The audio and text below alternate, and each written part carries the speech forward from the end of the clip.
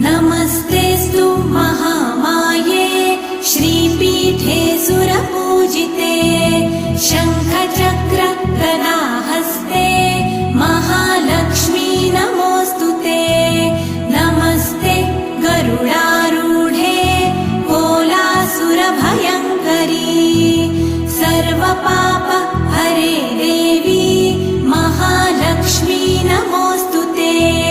महादेव्यै च विद्महे विष्णुपत्न्यै च धीमहि तन्नो लक्ष्मी प्रचोदयात्।